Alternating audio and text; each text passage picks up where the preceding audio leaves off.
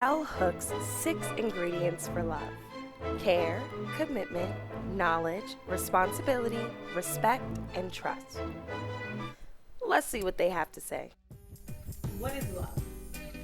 Like, if you could come up with a definition for it. Stay with me here. Love is, period. We're gonna be here all day. Love is limitless and endless. There can be like essays written on, like, that's such a simple question. What is love? What is love? That's 3 words. It's such a simple question. But there's so many answers to it. A unit that can never be broken. God is love and love is God. Love is the driving force behind all things good. That would be my definition. Love is unconditional. Red flag. That's a red flag for me. I don't like hearing that. I do not like hearing love is unconditional. The only unconditional love comes from God to man, from self to self, from mother to child, and even that sometimes is not unconditional. But that is a small fragment of what love is. Romantic love is very real, but love has many forms and many dimensions, you know? So how old were you when you first fell in love? I was 18 and I was 4 months pregnant. First love, first crush was I was in kindergarten through Aww. 4th grade, and it was a girl named Vanessa. Oh, I loved her. I remember this. I just loved her. I adored her. I loved looking at her face. I remember that. I do.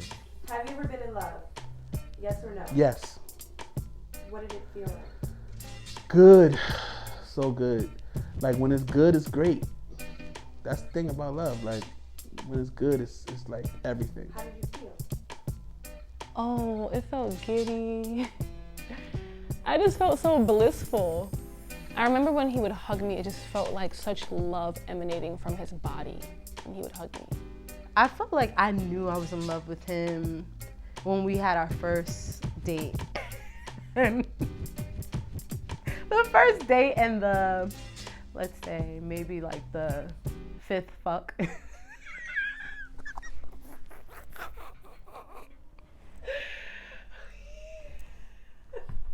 It was so embarrassing though, because now I'm telling him I love him and I get no response.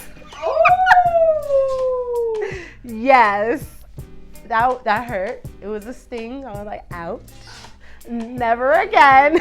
And but I just took it as in like I dived in. Like that shit felt like we got lost in our own world. It was like nothing else like mattered. But I don't think that was real love. I think that was some really, really strong lust and confusion.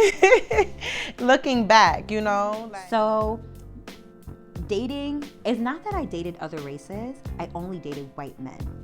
So it wasn't like I was also dating Asian Indian. It was only white. One Asian, his name was Ming, but he made the best ramen. But it was only white men, and they made me feel special and seen and like I mattered. But in hindsight, now that I'm looking back, they fetishized me, highly fetishized me. It was all like a fantasy to them. And I just felt so sexy and superior. And they would just be like, oh, you're so hot. And, like I had really low self-esteem. So it was just like, wow, you think I'm beautiful? You think I'm special? You want to videotape me as we're having sex? It's like, it's like shit like that. And through like my healing journey, I was like, okay, these men, they didn't value me. They didn't value me.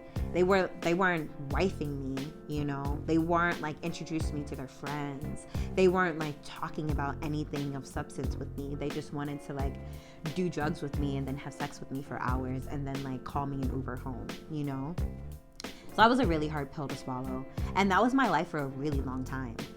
definitely had a pattern of being attracted to, attracting, and seeking out unavailable people. Cause it's like, it's always been easier for me to deal with that. Cause it's like, I know that if I break up with this person, it's like, I could like sabotage myself from the beginning. Like not going for the person that I really, really love like that, or not wanting to be vulnerable enough just because being scared of being hurt. You know what I mean? Not realizing that, but like in retrospect. Really, I was dealing with a lot of women at beginning of myself and my journey of relationships and love and stuff like that.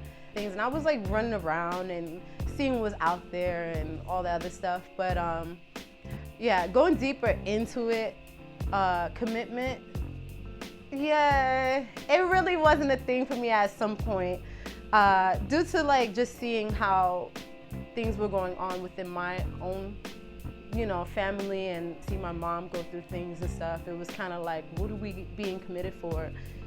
Especially knowing that, people fuck around. And I don't like to say, oh, this is my girlfriend, this is... Why? I don't know, it just makes me feel different, I feel like that gives a person too much power over me. And, I'm a vulnerable person. I don't like being able to be emotionally harmed, because my person would be like my everything. So I would be with people who I liked, you know what I mean? But realizing like there was something about them, even up from the rip, that I knew wasn't all the way connect for me, but I would be like, fuck it. I need to be with somebody, right? I gotta be with somebody. I can't just be by myself. Like, you know what I mean? It's a crazy addiction, like. Yeah. That, I feel like hookup culture is another reason why I don't want a full-on relationship. How do you think social media has affected relationships? Ooh.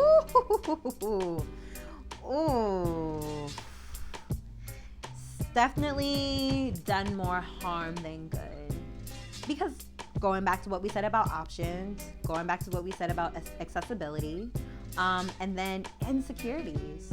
Social media makes things complicated because there's an entire set of social media etiquette that needs to be evaluated for differing relationships. I think Instagram operates its interface in a way that allows for cheating. I think whoever's operating Instagram's interface, they think of infidelity. Why the fuck is there a vanish mode in the DM? Which means you can swipe up, type your little sneaky link messages, swipe back down, and everything is vanished. There's no trace of it. Who thought that and why? It's not real. It's not real. When I was like 19, 20, 21, I was on like OkCupid, Tinder, and Plenty of Fish. Those were the three. Plenty of fish. This was back in the day. This was back in the days. But by the time I was 23, like I was not, like I couldn't. I was just like, this just doesn't make sense. I don't want a guy to swipe right on me based on my pictures. And